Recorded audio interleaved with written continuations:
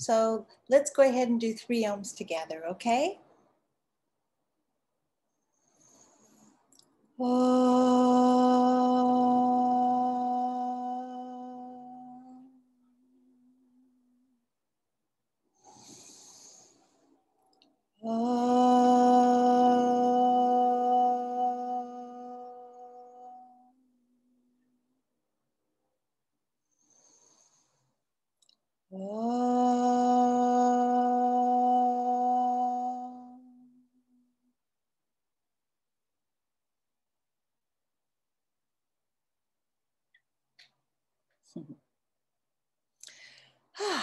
Nice to be together. Good morning.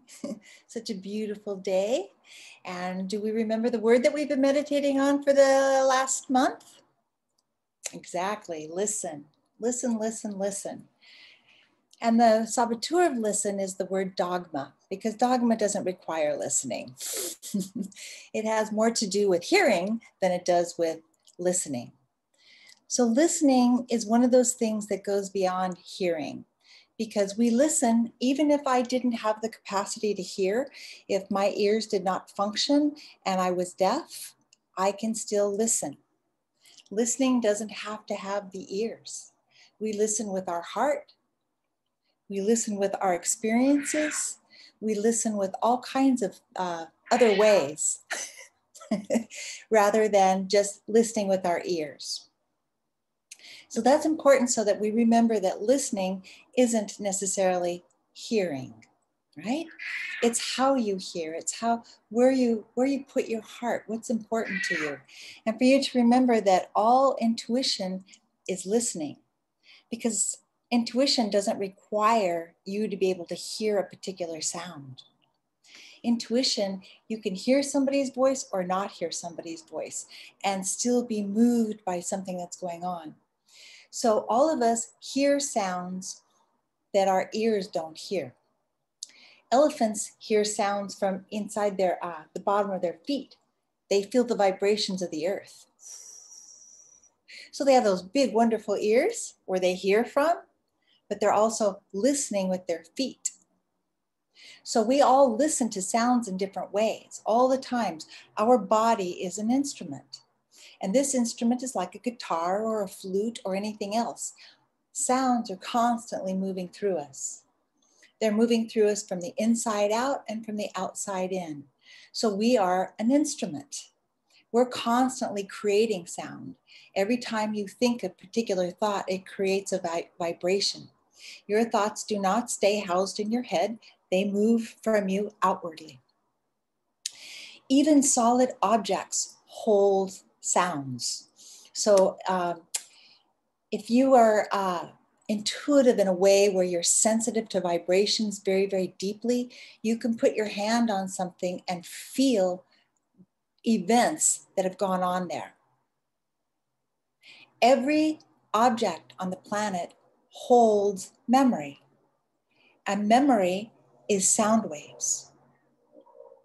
Memory is sound waves. Every single thing is sound in the entire universe. There isn't anything where there isn't sound. In space, where we say it's so quiet there, it's filled with sounds on every dimension. Sound is everywhere. So every thought that you're thinking is creating a vibration. No doubt about it. The thing is that what kind of sounds are you producing? What's going on? How do you listen to other people's sounds? Because what makes us a really good listener is for us to be empty of our own sounds. Because our minds are so noisy and they're constantly trying to make conclusions and understand this and, kind of poke around at that and all these different things, that we're constantly producing sounds while we're trying to listen to sounds. So we've got the sound of your own chatter. You got the sound of the chatter of your memories. And you've got the sounds that are coming in all at the same time, which is why we don't always listen as deeply as perhaps we would like to. So intuition is learning to empty our minds out so that we are learning to really listen, not participate in noise. There's a big difference between silence and noise. Noise, noise can be happening 500 miles away from me. Noise. And it'll still affect me. How could it? How could it, people say? How could it not? How could it not? Without a television, without a computer, without your phone, being able to see that people are talking to you in Argentina, their thoughts, their words are affecting us. The thoughts and words of people in Russia are affecting us. You see people on your news feed about how they kind of are doing things like Americans are doing things. They hear us, they're listening to us, and then they interpret it. We're all making sounds all the time. Anything that you can do with a machine, you can do with your own mind. Where do you think the idea to make a machine to do what it does comes from? It comes from the human mind. So anything this machine can do, you can do. I hope that makes sense to you.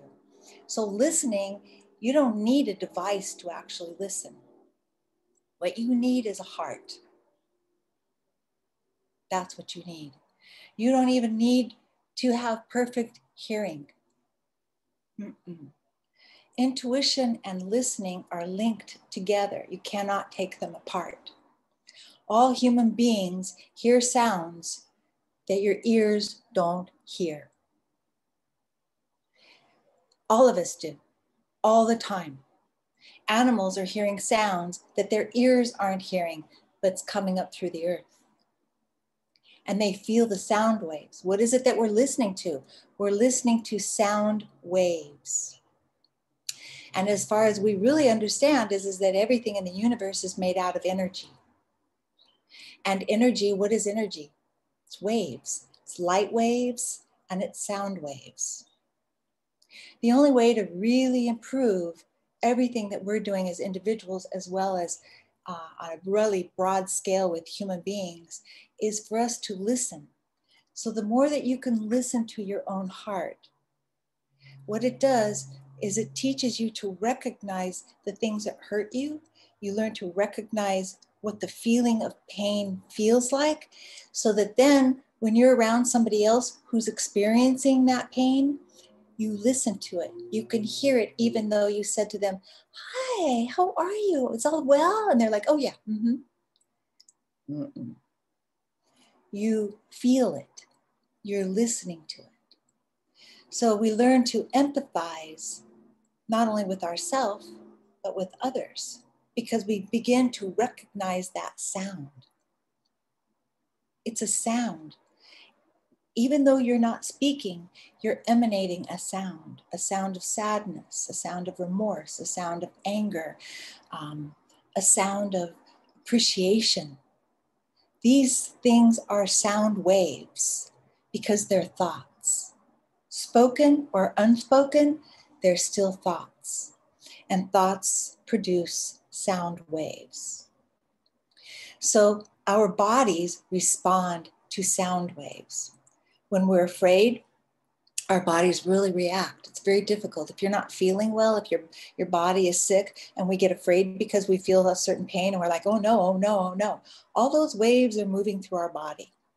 It's very difficult. Those waves are moving through your body, and that we can really amp up anything that we're going through because we contributed more to it because of our thoughts. And it's very difficult to stop those thoughts and to send thoughts of compassion to ourselves. It is. It's really hard because we think we have to believe it. You know me, I'm not a big fan of the word believe. It only gets you so far. I'd rather use experience. You experience sounds that your ears don't hear every day of the week. How dogma can take root inside of a society or inside of a group is that people stop listening. And they only rely on their ears and the exact words that are being said. And then we believe them. It's not a good idea just to believe words that are being said. Not because I think everybody's running around trying to lie to us, but because we don't all know what's good for everyone, because we don't know what's good for ourselves. We're not listening to our own mind and heart to be able to take care of ourselves to where we have joy every day.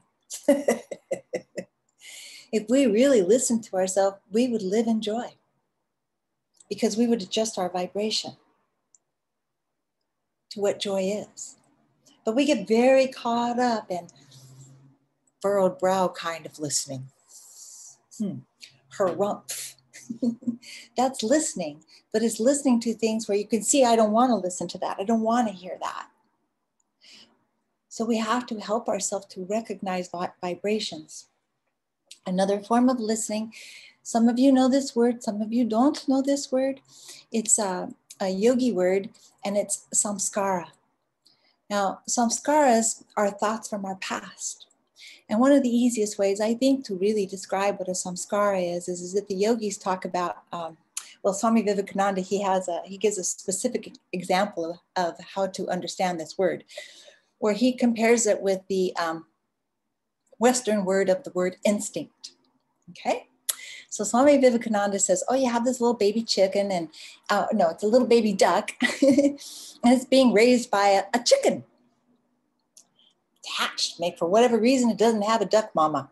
It ended up with a chicken mama. So it hatches and it runs to the pond, and the chicken mama's running right after, like, oh my God, you can't swim. Duck gets right in the water and swims. So Swami Vivekananda says, well, people say, well, that's instinct. He says, but that's just a word. What does instinct mean? What is instinct? Where does it come from? He says that it comes from memory. It comes from doing it before. We're like, that can't be possible. It's instinct. Okay, define instinct. What is instinct? In the yogic tradition, it is about reincarnation, saying the mind never dies, the mind being the soul, part of the soul, I should say. The part of you that is eternal, that it has numerous experiences. We know that in this lifetime that we still are reacting to things that people said to us when we were 5 years old, 7 years old, 15 years old. And we go back and we say, my dad used to say this to me all the time, and that's why I'm doing this. Does that mean now I have an instinct? Depends on how you look at it. It's a memory, and a memory has a vibration, and I'm responding to that particular vibration. But I can change that vibration inside of me by helping myself to keep having a spiritual practice so that I can remember I am much more than all of these sounds that are running through me, that people have given to me, that I've come up with myself. So instinct is a word, and it's saying, okay, this means that somehow or another this thing functions on its own. We call that instinct. The yogis call it memory, that nothing ever goes away. And all sounds are creating memories. And everything that you do in this lifetime is connected to memories. And sometimes we say, oh yeah, I learned that from so-and-so. I learned that when I was a teenager. My family does that. It's been in our life for generations. And these memories are handed down. They are. But they don't have to control us. When we become more conscious and we begin to realize that everything is sound. Everything is sound. Sound is everywhere. It's in the water. It's in fire makes its own sound. Wind makes its own sound. Everything is sound because sound are these waves. And as sound comes together, it can actually create or destroy energy. It's the only thing that can. It actually recombines things. The sound of an atom bomb going off. That does not go away. It's like, well, yeah, it does. It only stays for a few moments. No. The sounds of guns and bombs and cannons and all kinds of things like this that have a really loud resonance, that's not going to go away for a very, very long time. It won't. So that's why we have these people who, what do they call themselves? Ghost hunters. And they go to places like the Civil War battleground, or they go to places where there have been battles, and this energy is still alive and well there. It's still replaying itself because sound doesn't go away.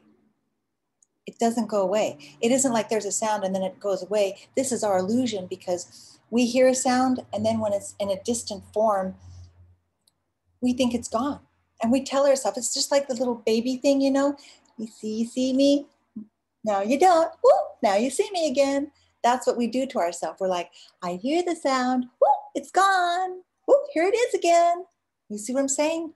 No, we have to understand, sounds don't go away. Elephants, remember, they're picking up the vibration of the earth. What's in the earth? What's causing vibrations? All of the animals that are in that area, all of the sounds of the water running, touching the earth. Water makes a sound. It's part of the earth. They can feel that in the earth. They can feel where the water is because water rushing creates a sound and it's held in the earth. And their big old padded feet can feel that sound. There are sounds that are affecting us from other dimensions right now. You pray to beings that you don't see. There are occupants in other dimensions creating sounds. There are sounds, heavenly sounds. There are horrible sounds. All the sounds on the planet and in other dimensions are all here together. And the only way to really understand them is through our intuition. Our ears aren't going to be able to say, well, that's the sound of a god. No. But when you feel joy, when you feel bliss, when you feel peace, that is the vibration of a god.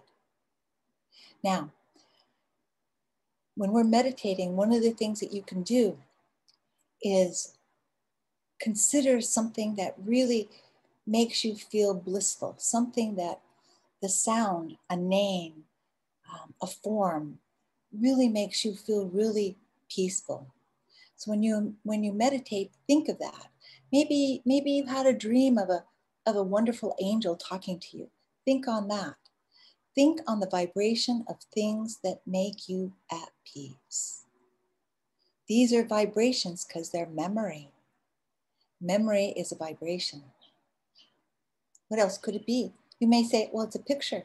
A picture is a vibration. We're looking at each other through the computer because of vibrations. We could say it's the computer. And what's the computer translating? Vibrations. It's like the ear. It's just an ear and a mouth because it's transmitting and it's receiving. Your skin is always receiving. You are not solid. And even if you were, you would still be receiving the vibrations of what has occurred with you. All houses have a vibration. Anything that goes on inside of a house, the arguments, the love, whatever it is all in there bouncing around. And it moves into the pores of the wood, the countertops, the floors. Why wouldn't it?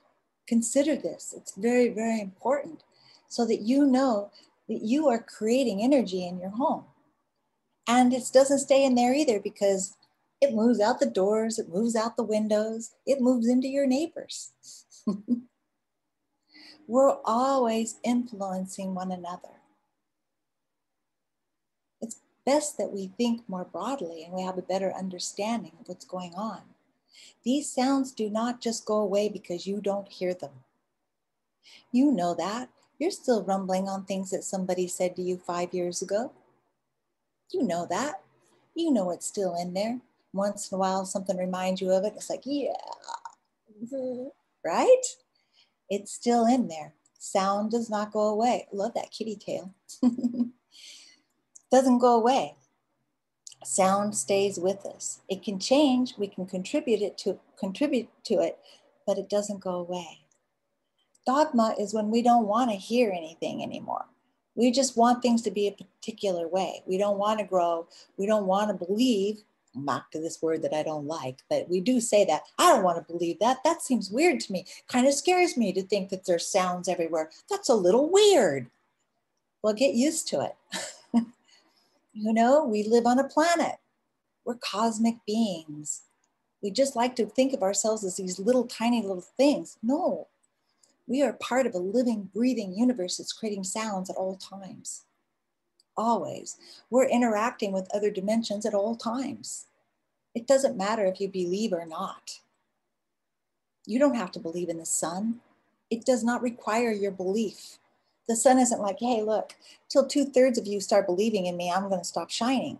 You know, it's not going to happen. Belief isn't required in this way. You don't have to believe that the sun is a living being. But science told you that it was born, that it lives, and that it will die, and then it'll morph into something else. So when they tell it to you, we call that facts. And we're like, yeah, that's facts. But when a yogi tells you that the sun is a cosmic being and that the rays are actually love, then we're like, wait a minute. Telling you the same thing. The sun is a living being. And we cannot live without the sun. It is a living being. And how often do you think about it? Only in the sense of, oh, it's so bright today, or where's the sun? Like we don't know where it is, but that's what we say.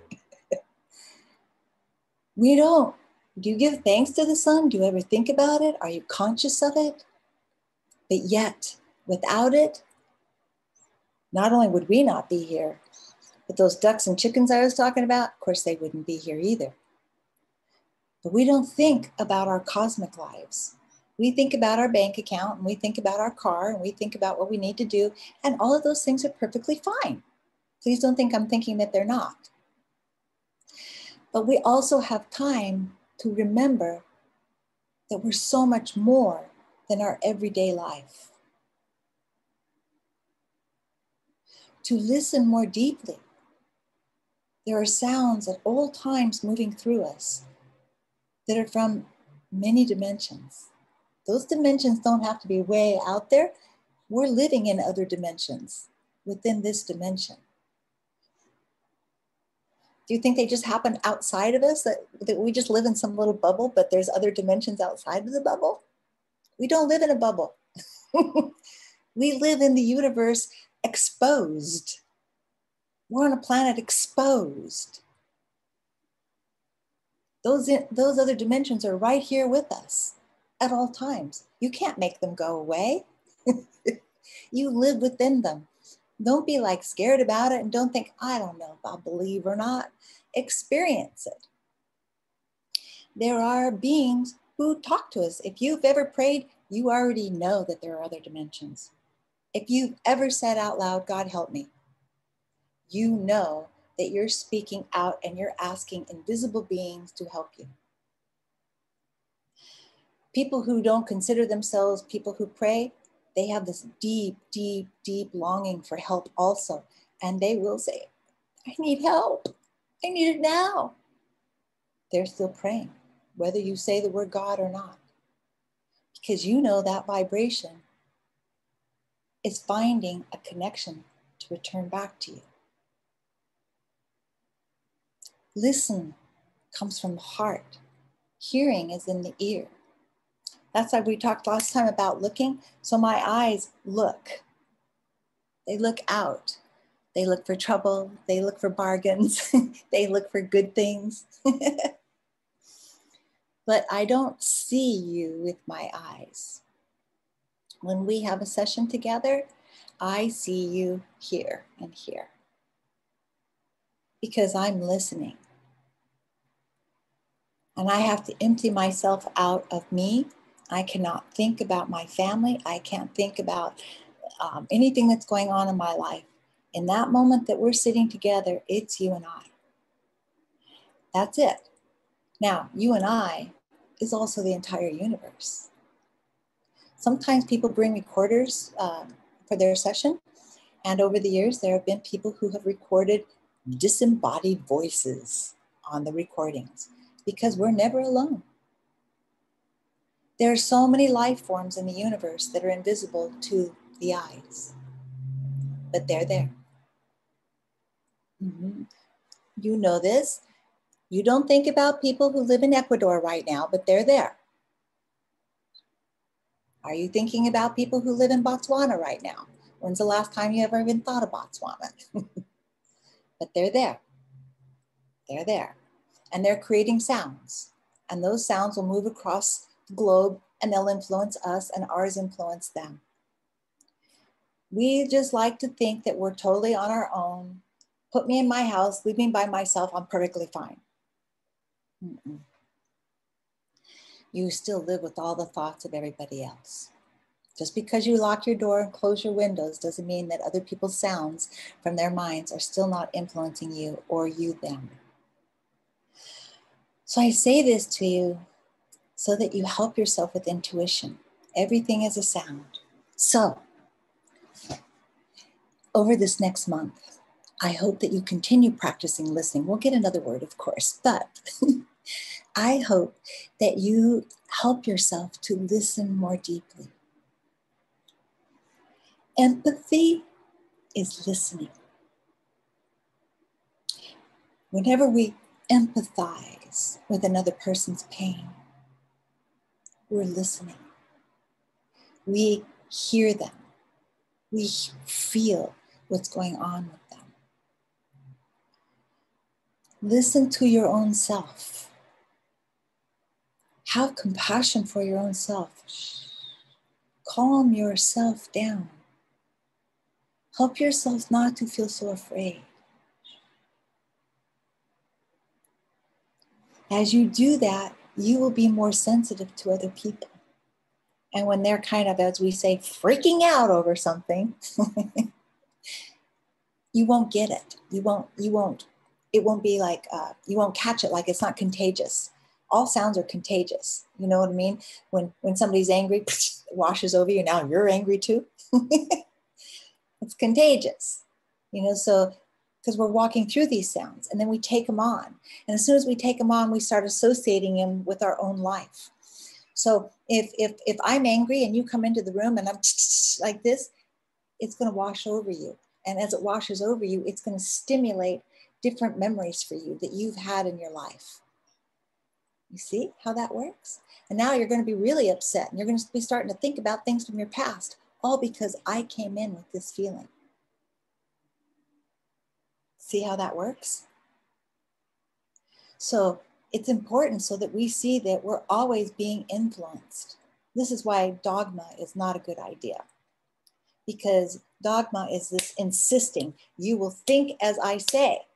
We don't need change. We're going to do it this way. And I'm going to keep pounding this on you, pounding, pounding, pounding.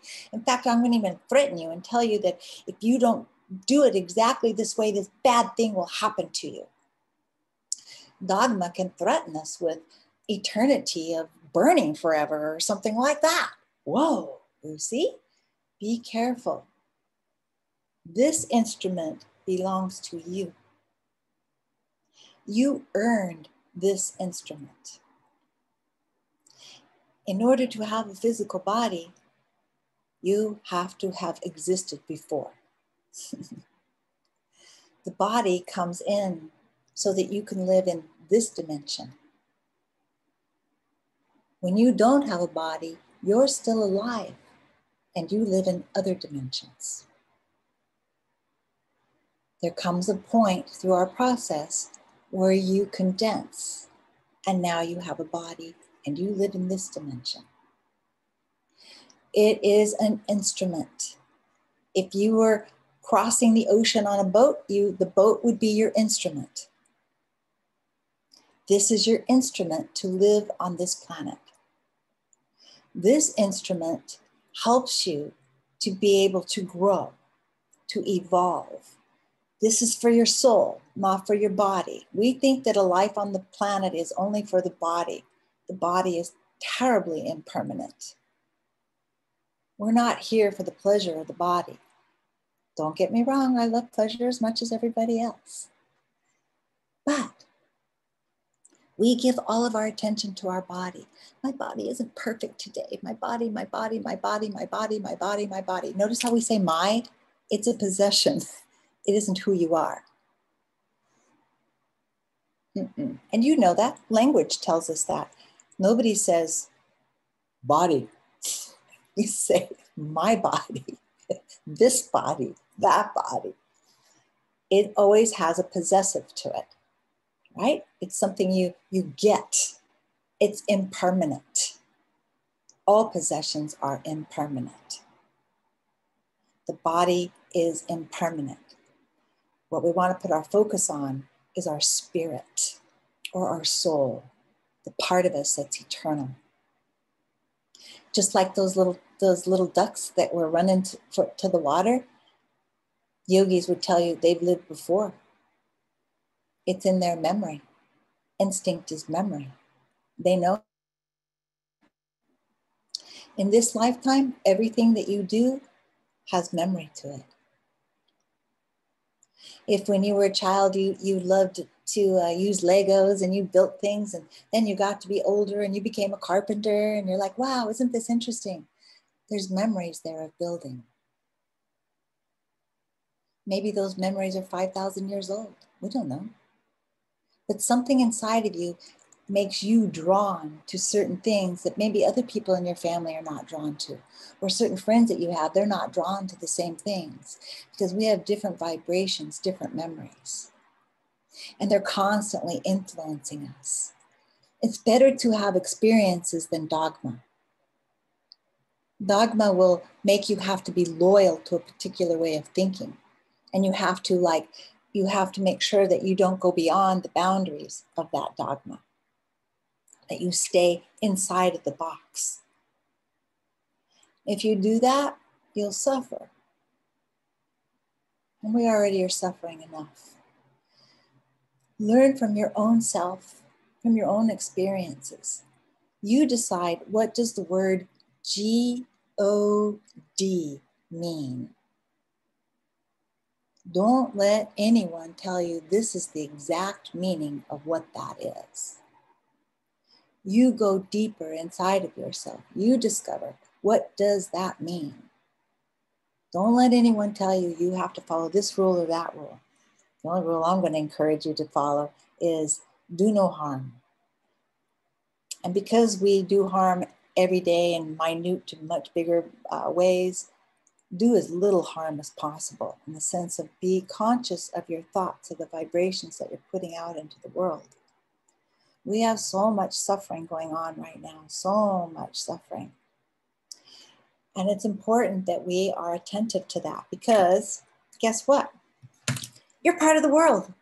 Your suffering is part of the suffering I'm talking about. My suffering is part of the suffering I'm talking about. So when I say there's suffering in the world, that's you and me and everybody we don't know and everybody that we do know. You have suffering. I have suffering. We all have suffering. That's a vibration, isn't it? From a little bit to a lot. So we have to remember who we are. Why are we here? What is this journey about? So again, I could tell you things that I know about things, but you have to find them out for yourself too, now don't you? And I need you to work too, because I want you to tell me what you're finding out, because yeah, we're all having this life on this planet and we're all suffering from amnesia. When a person suffers from amnesia and or dementia or Alzheimer's, all the memories are still there. No memory has gone away. They have a brain disorder. Their brain is not functioning, it's not firing properly. It has nothing to do with there's no more memories. No, the memories are still there and they will not go away. Memories cannot go away. The memory of how you remember it and the memory of how it actually happened is still with us. So never think that memories go away. Because you've forgotten something doesn't mean it didn't happen, doesn't mean it still isn't affecting you. Remember the little duck that ran into the river and could swim, or into the pond. That's a memory. Where did it come from? Amnesia keeps us from remembering that, oh, I was a duck before. I was a duck before I was a duck. I remember how to swim. I remember that those hawks, I should be afraid of those things. Oh, and humans call that word instinct. So everything that you've learned how to do, like if you're learning to play the piano, when you first sit down to play the piano, you know how careful you are, you know, you want where you put your hands and the black keys and the white keys, and you know, you're trying to like read the music and do all of this, and it's painful. Ouch, that's a painful sound. People learning how to play the piano. But then years go by, and now you're talking to your friends while you're playing the piano. You're doing all of this. That is instinct. Repetition is instinct. Now you're running on instinct. You're doing something that's very complex and you're not consciously having to think about it. It has become instinct. The only problem with us understanding this is that I'm putting it into lifetime after lifetime after lifetime. You can see my example of how it happens in this one lifetime, but it doesn't stop there. No. Everything in the universe is coordinated to act in the same way. It's just that we don't recognize it. We don't recognize that this lifetime isn't the only lifetime. We're so busy using our eyes that we don't see that people have lived before. People who run for the presidency have been leaders many times, good or bad. They already have that. They already have an instinct for it. They're going to do it again. They're going to do it again. People who perhaps are excellent at robbing, they've done that before, just like the piano player. The things that you think about, the things that you gravitate to, these are things that you've done before. They're still in your memory. Mm-hmm. Fears that you have are from you can say your childhood, or you can say, I don't know why I'm so afraid of water. Nobody else in my family is, because it's from another life. People say, well, why do we forget? Why do we forget? How come we don't all remember our past lives? Because there is a time to consciously remember and there's a time to consciously forget. If you remembered every single day that you were hurt, died, in other lifetimes, if you could consciously recall that, you're not going to get out of bed. You're going to be like, no, that's too much to bear. We have to forget. Just in this lifetime, if you remembered consciously every single day, that moment that you were crushed by somebody, if that came to you every single day for the next 50 years, it would crush you again and again and again and again. The memory doesn't go away. You just learn to let it go. It still exists. It still affects you. But you teach yourself not to keep it in the forefront because you're bringing in more information. It's still with you. It doesn't go away. If I get hit in the head and I have amnesia, it doesn't mean that my life before doesn't exist. All those memories are still in there. It means my brain can't compute them. My mind and my brain are not the same thing. My brain can get diseased, it can get hurt, it can have an accident. But my mind is still my mind. It doesn't go away. It still holds even the memory of forgetting. If you had a time in your life where you couldn't forget, the memory of you forgetting is with you. Listen, listen, listen to what's going on internally. Practice meditation so that you can consciously learn to not be so bothered by all of the agitation of the day-to-day sound waves. In traffic, there's so much sound there, not only from the cars and all the things that are going on, but if you're in a traffic jam, you have a whole bunch of people in there making a very similar sound. A grinding kind of sound in their mind. You know this because you're one of them. I'm one of them, making a grinding sound until finally you go, wait a minute. Whew. Oh, way, no, thank you. and you realize you have a choice. But it's not just enough to have a choice. You can have a choice to stop the grinding, but not be able to implement the choice. It takes practice. We have to practice letting it go, letting it go, letting it go. Sometimes when I've had meditation classes, I've had people say, you know, I really like the group experience, but I don't like to come here because it's noisy. So you think you're going to learn meditation when it's perfectly quiet? Right. Yeah, because wherever you go, there goes all of this. It doesn't matter. You could be sitting in the middle of a forest in the quietest temple anywhere, and you'll still have to practice to turn this off. But we blame all the sounds around us. I can't get quiet because there's traffic. I can't get quiet because there's this. I can't get quiet because of that. And you do know that my mind runs fast. Like I always tell you this. You sleep, don't you? You might say, well, not very well. You sleep. If you're alive, you've been sleeping, which means you can turn it all off. You're just learning to turn it off while you're wide awake. That's a strength. Meditation is turning it off when you're wide awake. What are you turning off? The chatter, the grinding, the grouchiness, the criticism, the judgment, the fear, the stress, all interference. When we're meditating, we're learning to turn off interference so that all that's left is the sound of your soul,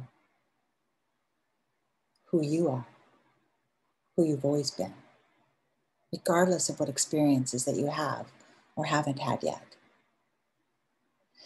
Meditation is learning to listen to your own heart and get rid of, or to not put so much concentration on what's going on around you.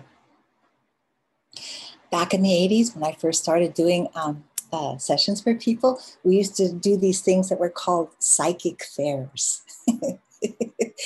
And people would come and they'd buy a little ticket at a metaphysical bookstore, and they'd buy a little ticket, and there would be all these readers in the store, and people would buy a ticket to have somebody read for them for 15 minutes, like $15 for 15 minutes.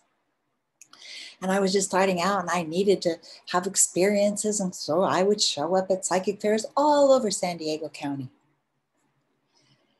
And it taught me so much about listening, because those places are not quiet.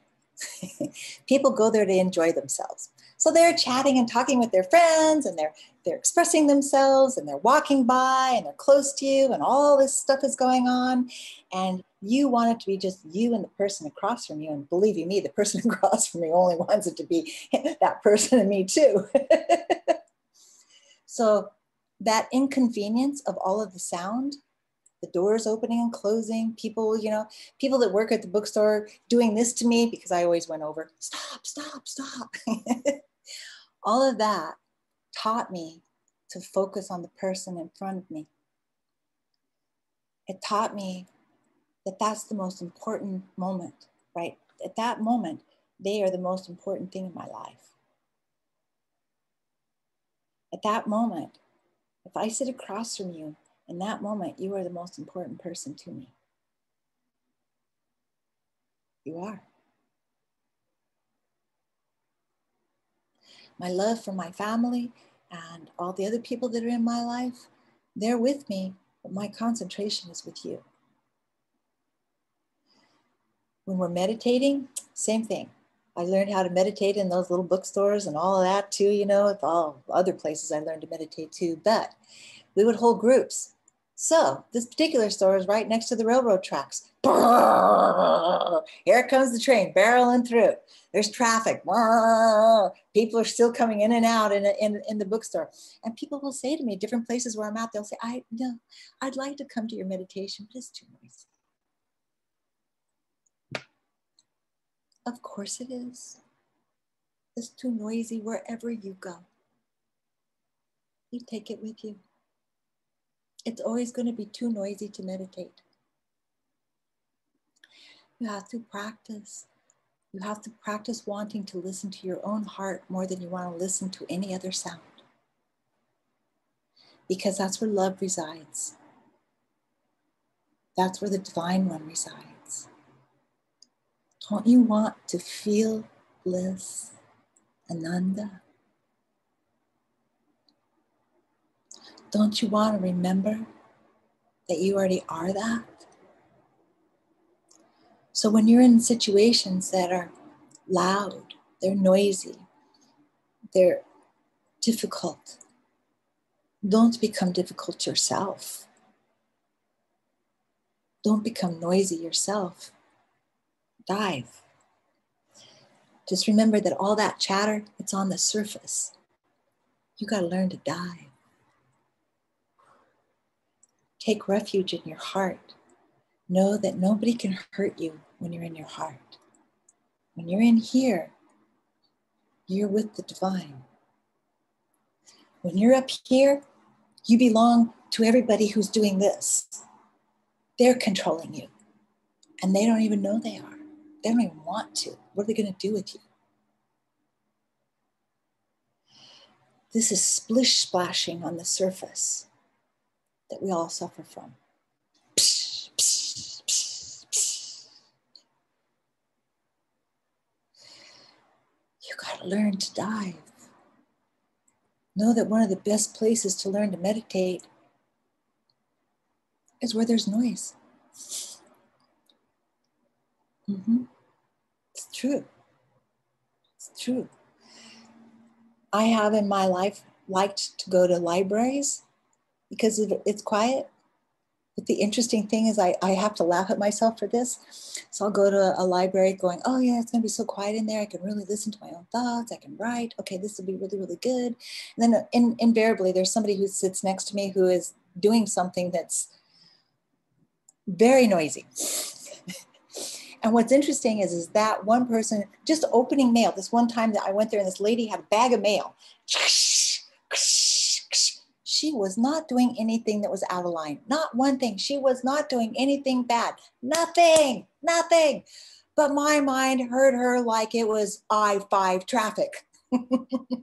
All of a sudden, she was responsible for me not being able to write.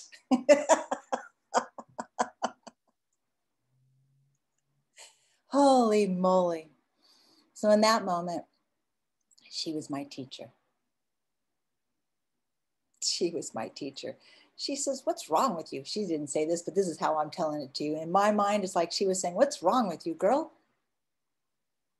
You know how to do this. You know how to go down. Do it. Because there's a lot of splish splash that's happening around you. Sometimes you can't get away from it. But yes, you can. There's always your hiding place. You need to know that you have a hiding place. You have a refuge, and that's what the Buddhists call it. Take refuge. Take refuge. The storm is going to happen. Bombs are going to be dropped on people, literally and figuratively. There's going to be noise. There's going to be upset. There's going to be disagreements, and you're going to walk through it.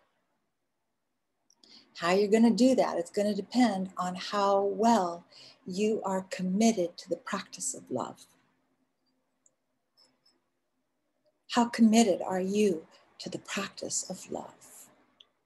To help yourself to go inside and to find that place that is uncontaminated by noise, by dogma, by pressure, because it exists.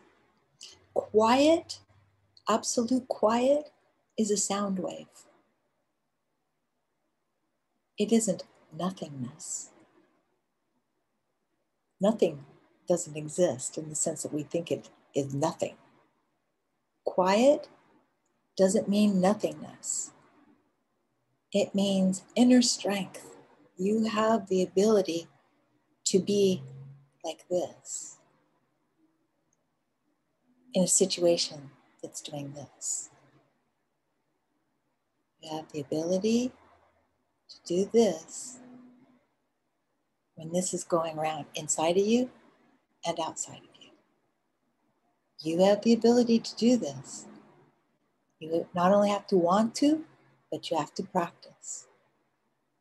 And the next time you say, but my mind runs fast, remember that I tell you that everybody says that. Everybody says that. I've never met anybody who tells me, oh, this meditation idea sounds good because my mind doesn't go very fast. This should be pretty easy for me. I've never had anybody ever say that to me. Never. Not even close. Never. Nobody has ever said that to me. No. We live on a noisy planet right now. We have people shouting. We have factories. We have cars. It's never been this loud. This is one loud planet. Yeah. You're not going to get away from all this sound, no matter how quiet it is in your room or your space, or even if you go to a cave, there's still going to be a tremendous amount of sound that's there. I remember what I was telling you about last week or last month, how you could be in a cave and you can think these ecstatic thoughts, like a yogi could go into a cave and be perfectly quiet and still, but think thoughts about bliss. And that bliss will live in that cave for thousands of years.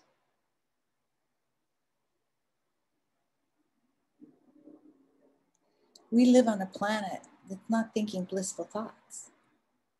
And there's what, 9 billion people here? 7 billion? I don't know. Billions and billions of people on the planet. And all the sounds that we're thinking right now, think about the conditions of the world here for just a moment. Consider it. Collectively, all of those thoughts will be here for thousands of years. We're a bit in trouble. Thank goodness that we have awareness. We can change it so that we're not in trouble for thousands of years. If all of us start focusing on peace, if all of us start focusing on being better, that will stay with us for thousands of years. We'll get better, not only individually, but collectively, we'll get better. This is a phrase I do use with myself if I do something where I think, oh man, my next thought is, I can do better. I can do better. Rather than, still stupid. No, I can do better. I know I can do better. So I remember that I didn't do so well. So that tomorrow I can do better because I accept that situation will come back to do better. And I'm committed to doing better. In some ways, that's all we can do is do better. But by doing better, it's collective. It grows and it touches everything. Dogma is born out of fear. When we spew at people, this is the way it is, you can't be any other way, it's how it is, you need to just conform. Walk away. Be a free person. Don't let anybody tell you how to think. Be a free human being. Live freely, love freely, as much as you can.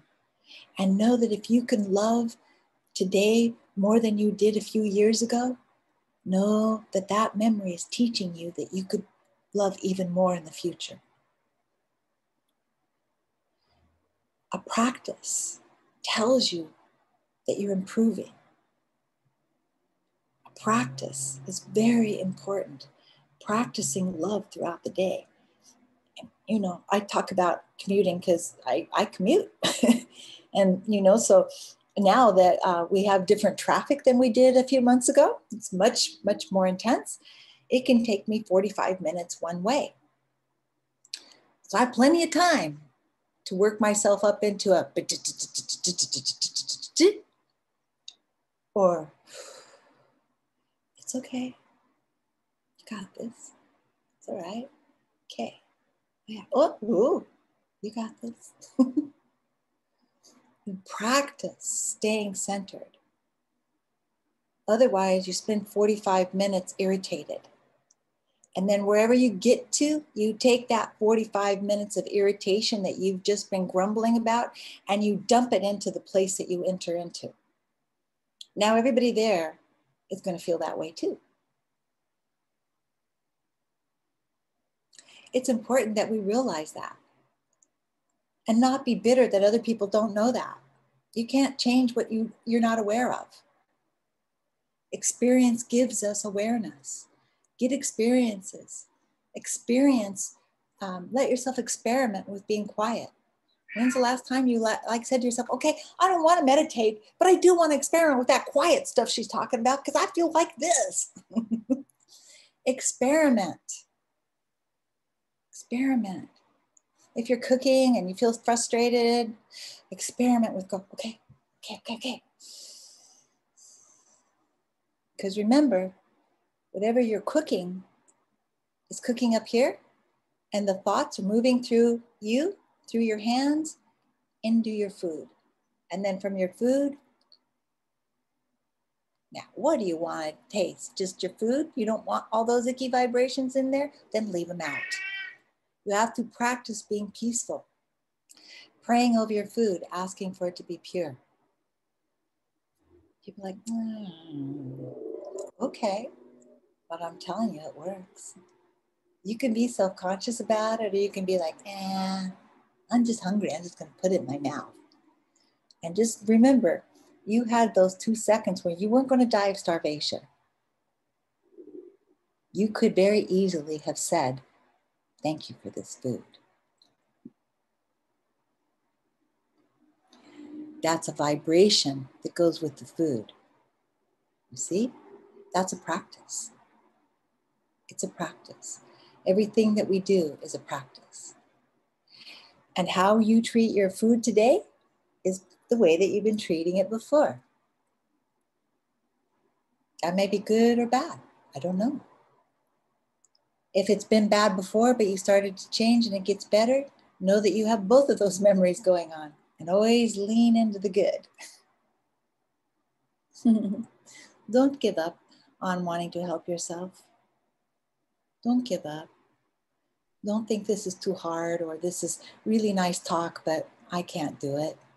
Or, no. Don't give up.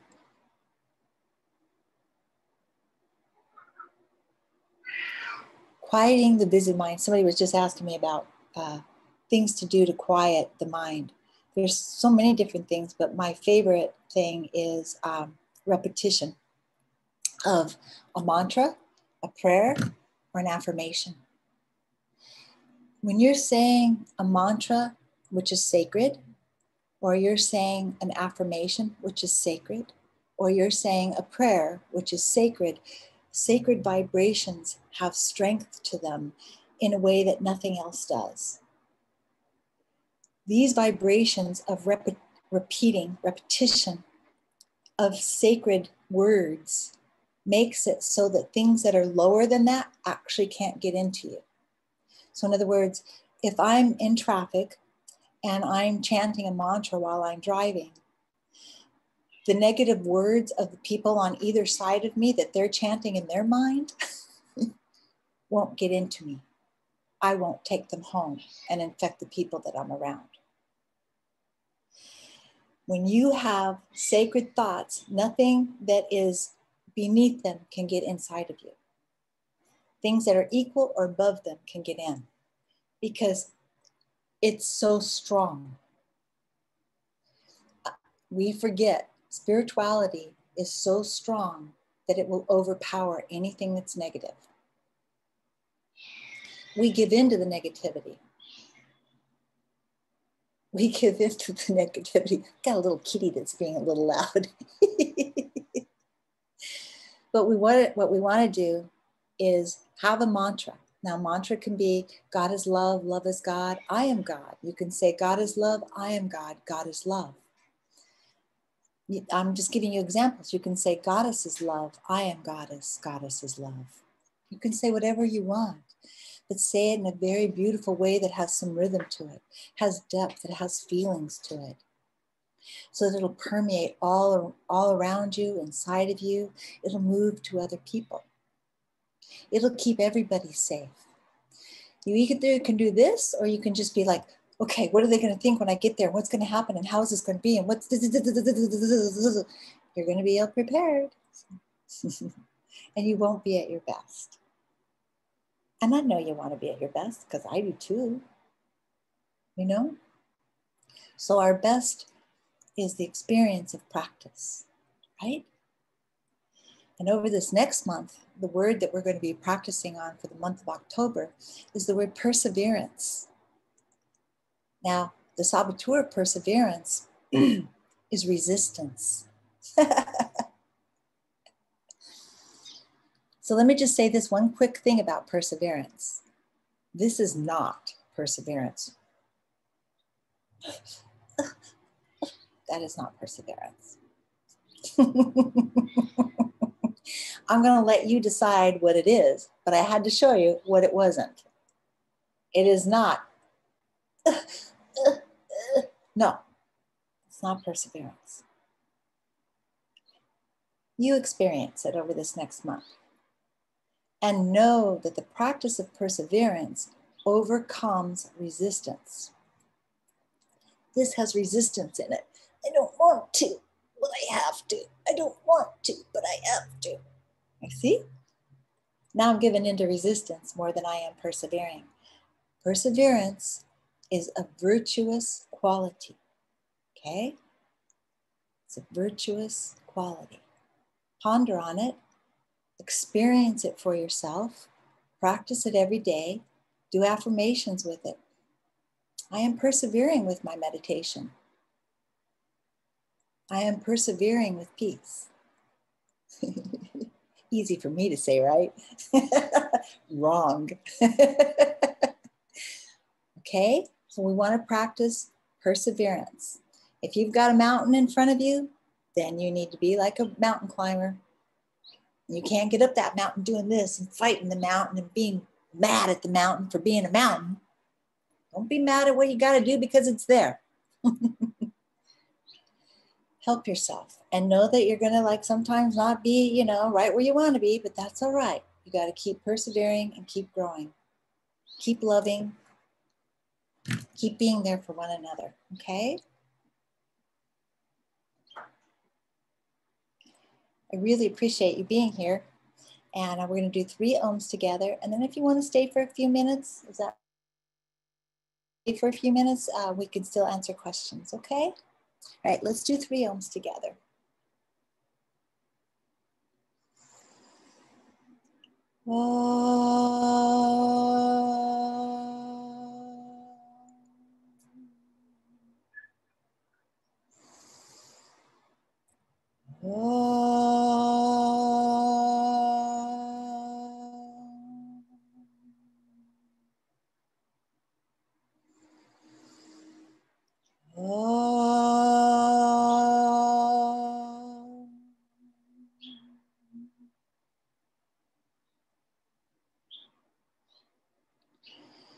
Thank you for being here.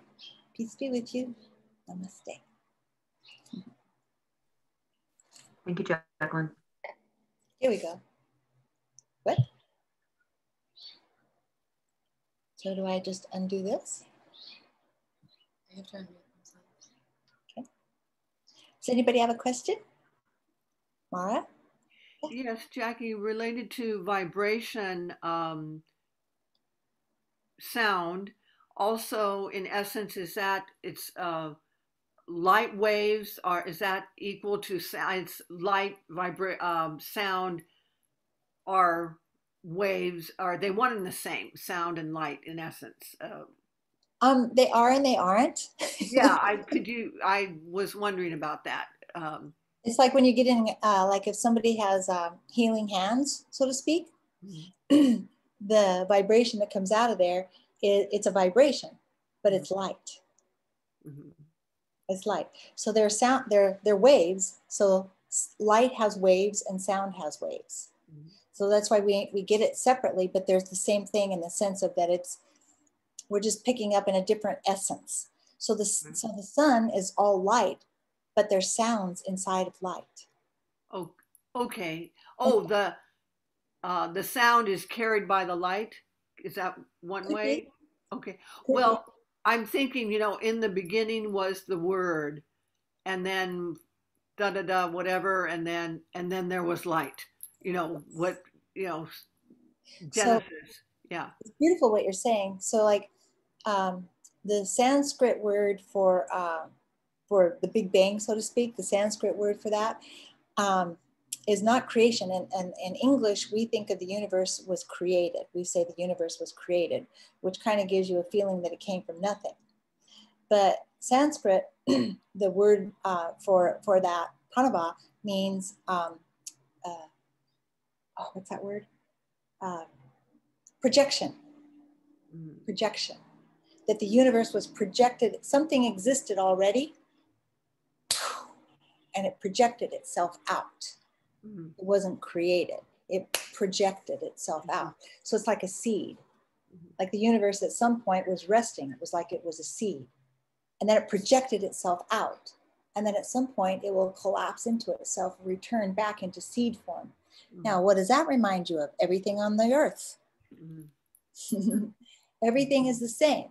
So everything is a seed, which means it existed before. If you're a seed, it means you already existed before. Yeah. Because the seed is evidence that you lived before. Right. It's saying that the universe at some point was a seed. And then something stimulated that seed to project itself out. And it gets fully grown. And then it comes back and collapses on itself, just like we do. We get to be fully developed by the time we're like 42, 43 years old. And then we start to collapse on ourselves. So by the time we're 90, we look like we did similar to little babies. We go whoop, and then we get smaller. But then we come back again. We drop a seed and we come back again. So everything within the universe exists in the same way as the universe itself. Oh, all the power that ever was or will be is here now. I mean the power, it's always in existence, whether Yes. it's in seed form or Yes. brought forth. Yes. And the yogis tell us that we have no idea how many times the universe has done what it does. We don't know how many times it's lived. Mhm. And science will tell you the same thing. Yeah. The universe has existed before and that there's multiple universes. It's mind blowing. Yeah. So when people think that they got it all figured out, I'm like, oh, why don't I feel like I want to drop to my knees in front of you then? I mean, seriously, if you knew all of this, you would be total love and it would just like make us go, whoa. Thank you. Yeah. Have another question? Becky had a good question in the chat. Well, go ahead, Becky. Yeah, I was just going to say, I put it in the chat, and it was just about, can we bring memories from other lifetimes, in to heal? And if I'm assuming we can, and if so, how do we recognize that? Through repetitive dreams, or what would we look for? I'll leave it to Becky to ask such a deep question. That's a beautiful question. Okay, I'm not quite sure exactly how to answer this, so I'll give you a little example of something that happened in my own life. When I was a kid, I used to think that somebody rolled out of the car, like the car door opened and somebody rolled out of the car. It's similar to my falling down the stairs story. I thought that somebody fell out of the car. And I would, ask, who weren't we driving down here one time when somebody fell out of the car? And my mom would be like, no, nobody fell out of the car. And then maybe about 5 years ago or so, this lady who does this wonderful, interesting work, and she doesn't live here, she told me, she says, I have this feeling about you that you were in a carriage in one of your lifetimes and fell out. was ran over by the carriage. And I thought, what a weird thing to say to somebody, because it was unexpected. It wasn't solicited. It wasn't anything, And recently that memory, those two memories came back into my mind, and I went, holy cow. I'm sure that's true. I probably did fall out of a carriage and get run over, and I still had that memory as a child. So sometimes these memories come back to us, but we just don't understand them. You can see how I just pushed it to the side and went, that's ridiculous, blah, blah, blah, blah, blah, blah, blah. But these things are always with us. So what you can do is you can look at your own life and see what are you doing right now? What's going on in your life right now? Like you see what I do for a living. So you know what I do. You know that that's unusual. I don't have to tell you that's unusual. It is. It's not like you see that everywhere. So that means that that's a memory for me. That's something that obviously I've done before. I mean, how many 12-year-olds go and buy their own tarot cards, and then you stay with it for the rest of your life? It's just not normal. So that memory got nourished. So you look at your own life and you go, okay, what's going on with me? Maybe there's something going on around you where you're having problems with a person in your life, with a family member or a friend or something, some sort of something. And it just keeps happening. We'll know that if it keeps happening, it's probably happened more times than you actually remember. So what you want to do at that point is go, okay, what part am I playing in this? What's going on with me? What's making this come back to me again and again and again? Because whatever's going on with the other person, maybe they don't even know that they've been part of this with you before. So what you have to do is you have to go, wait a minute. I need to stop running from this person, or I need to stop thinking that this person can take everything from me or can really hurt me. I need to be there for me more than I am afraid of them. Let me tell you that again. I need to be here more for me more than I am afraid of them. We get so afraid of the other person or the circumstance that we're no longer there for us. We're just like, it's not going to work. They're going to come at me. Well, they're going to do this, and they're going to do this, and they're going to do this. Of course, I'm exaggerating so you can see it. But if I'm like, okay, yeah, there's all kinds of things that can happen here. Okay, I got to help myself. I, of course, immediately go to reading something very deep. I don't even know the right word, faith, but I have experience, which gives me faith with always going to the yogis. And I have my precious few little books that I have faith in the words that are in there, that they can quell my nerves. And I go to that to help me to remember, to help myself more that I'm trying to change the situation out here. Because if I change myself and I become stronger in the situation, I become more loving in the situation, my influence in the situation will be bigger. And I'll be able to help myself to work through it so that I can actually dissipate it and won't have to go through it again.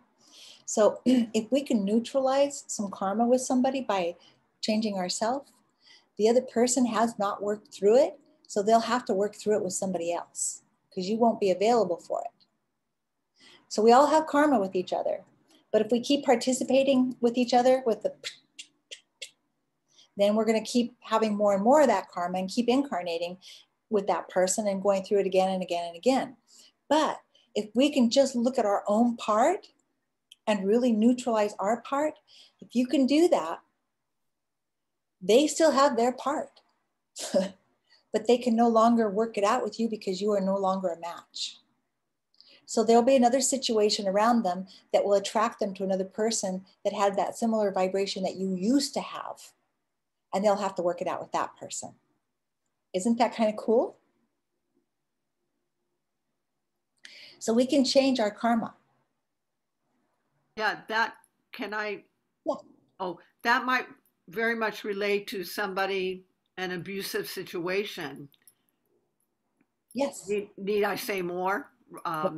Yeah.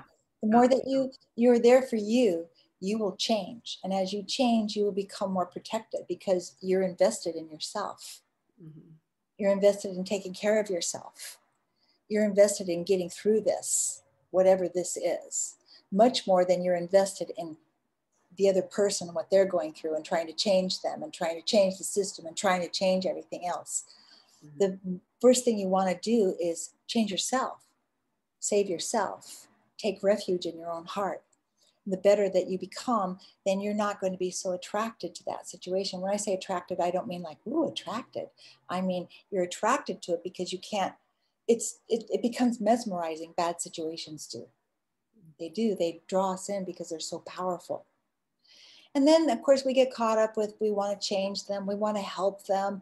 We want to do all these things. And we forget that we need ourselves. This is not selfishness that I'm telling you about. And you're never going to hear me say you need to be more selfish. Never. It's not selfish to take care of the self. It's your responsibility. How can you really responsibly help other people if you don't take the responsibility to take care of yourself? The best way to show another person how to take care of themselves is for you to do it by example. Then you're really teaching somebody something that they're witnessing. They see you repeat it. So everything that you are today, you have been in other lifetimes. That's why I give you those little snippets of things that have happened in my life, little memories, because there's like little things from other lifetimes. I think, oh, wow, this is really old. This is really, really old. And what you want to do is if you feel it being really old like that, you would just want to go, okay.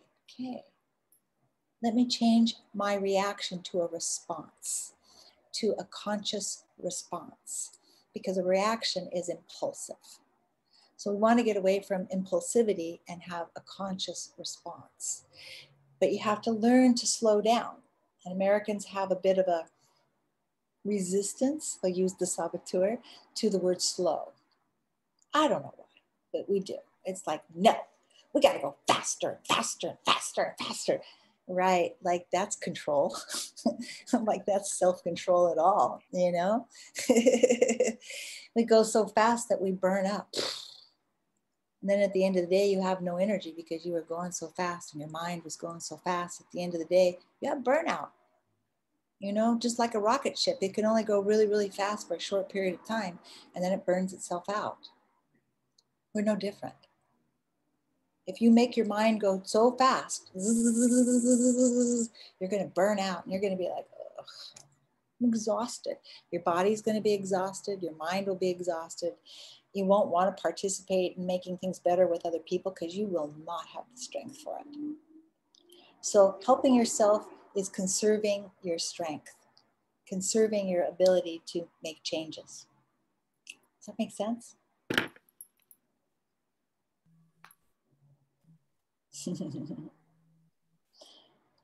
Yeah, so finding memories from other lifetimes.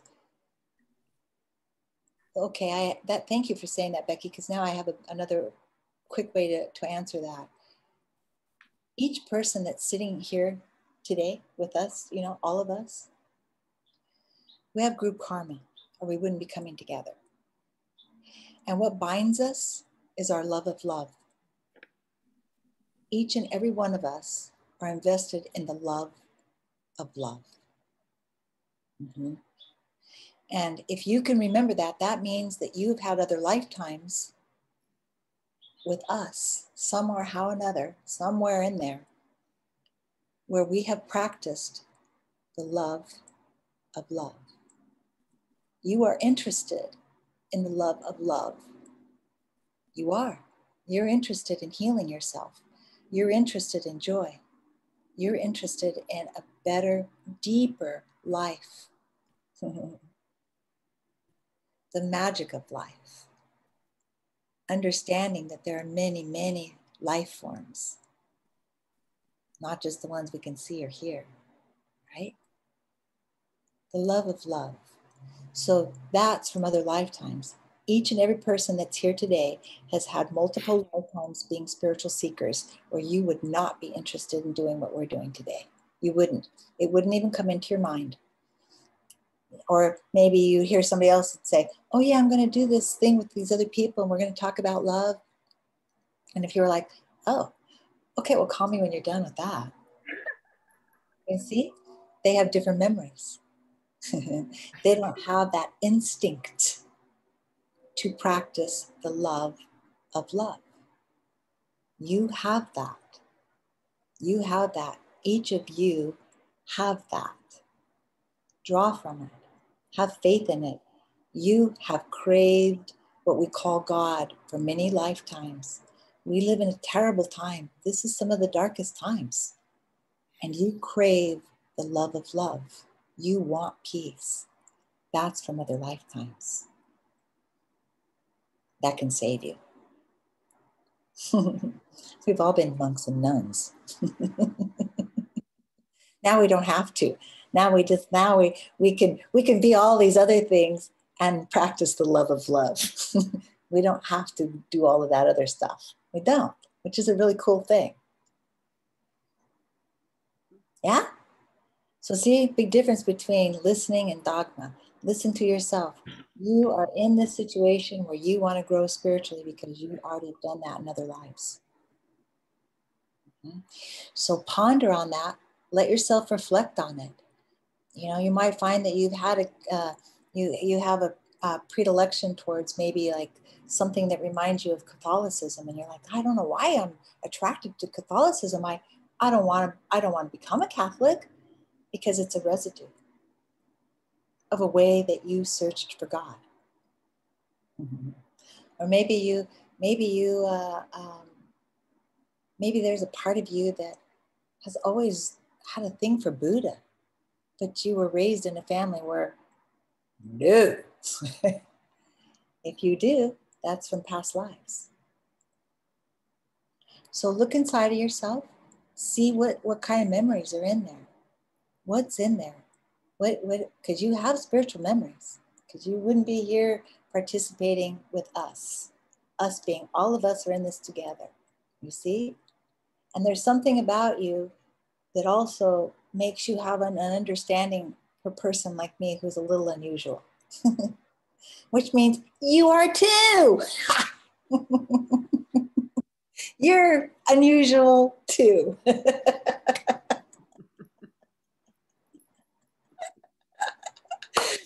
So, you know, we come together, these unusual people, in unusual ways. And what a blessing for us, right? Yeah. So these things may help you with the word perseverance, to be able to continue on and know that you don't have to force yourself. You don't have to be a martyr. You don't have to be like, oh my God.